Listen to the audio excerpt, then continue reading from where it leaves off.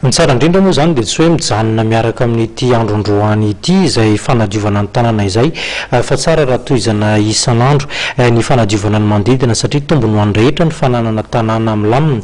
Zany tsika hatreo ny amin'iny vahoakan'ny fanadiovana iny fa tontolom-baovao raha politika kosa indray dia ny fitsinjovana ny tombontsoan'ny vahoaka malagasy rehetra no tokony imasoan'ny mpanao politika. Io moa no isan'ny hevitra nivohitra tao anatin'ny fanehoan-kevitra nataon'ny filohampirenena Andriamatoa Rajoanary raha tamin'ny gazety momba ny raharaham-pirenena ankehitriny ny tenany. Dao raha tsika izay fanazavana izay. Androany mbola ao anatin'ny fanadiovana dia zany ke samy mandinidinika an'izany daholo ny rehetrarehetra.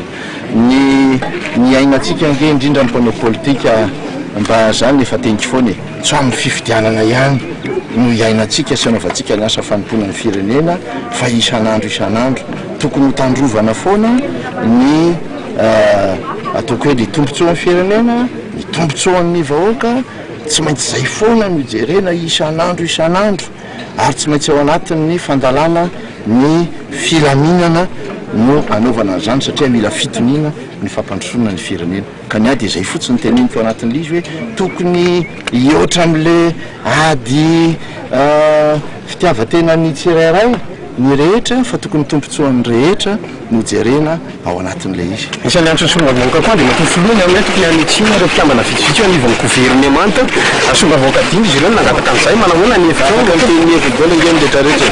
Mbola voaray angamba mienina izay fa raha ny firenena isan'andro amin'ny fangapahan'ny tseroa be dia be fa dia ila ataoko hoe samy mandray an'le izy arak'izay tandrify azy apetrao fotsiny hoe aiza ny tombontsoan'ny firenena foana, aiza ny tombontsoan'ny vahoaka maro anisa foana ao anatin'ny zavatra rehetra sy ny fanapahan-kevitra rehetra.